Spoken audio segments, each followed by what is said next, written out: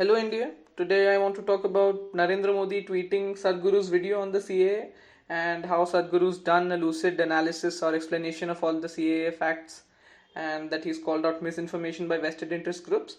But I am here to call out some of Sadhguru's misinformation that he's passed on in these arguments, and I want to break everything down.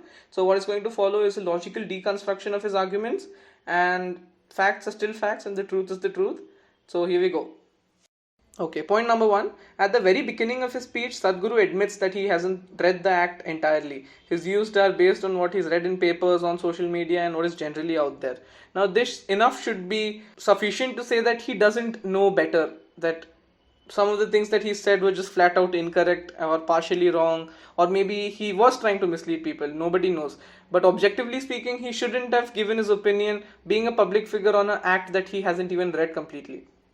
My second point would be that Sadhguru repeats Amit Shah's lies that West Pakistan has had 23% non-Muslims and Bangladesh has had 30% non-Muslims. He claims that they aren't perfect numbers, but they can't be totally wrong. But the truth is that they are totally wrong.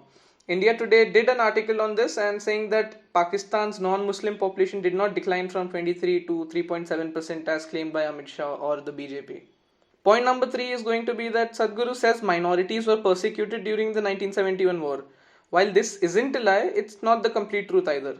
The genocide leading up to the 1971 War of Bangladesh independence saw a large number of Muslims killed as well.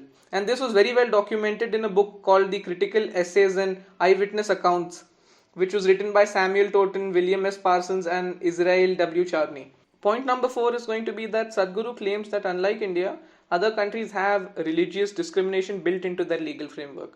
This might hold true in Pakistan because only a Muslim in Pakistan can become the Prime Minister or President, but this isn't true for Bangladesh at all.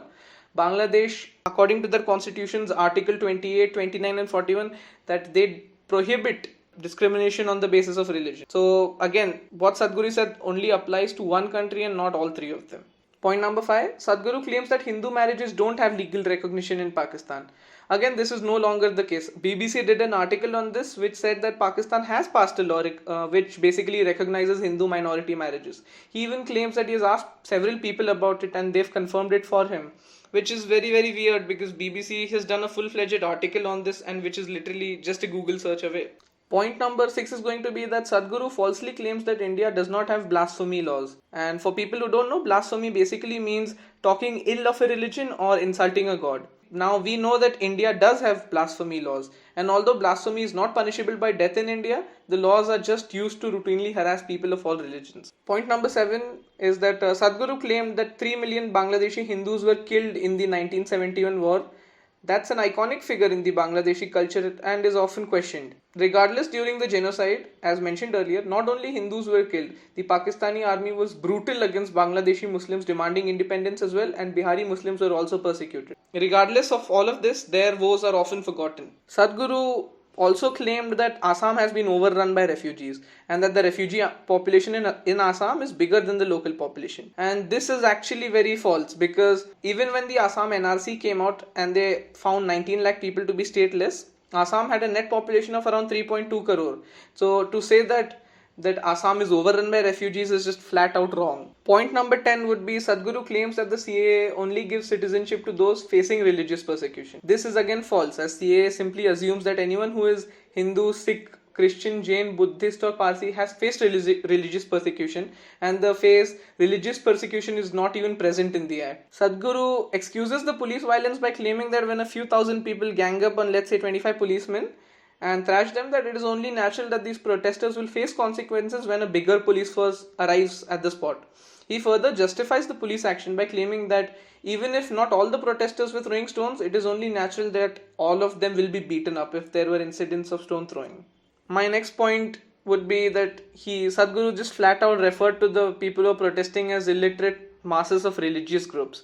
And this definitely isn't the case, as we've seen these protests erupt at places of very high intellectual values like universities and libraries, and we've seen that students have been at the epicenter of this movement. My final point would be that he parrots a list of documents that will be enough to prove your citizenship, and while doing that he just blatantly ignores the fact that the document with the most widespread reach in the country, that is the Aadhaar card, is not a proof for citizenship.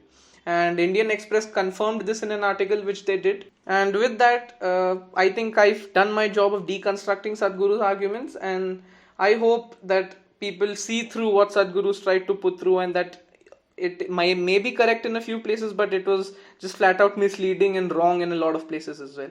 And with that, this is, in my opinion, signing off.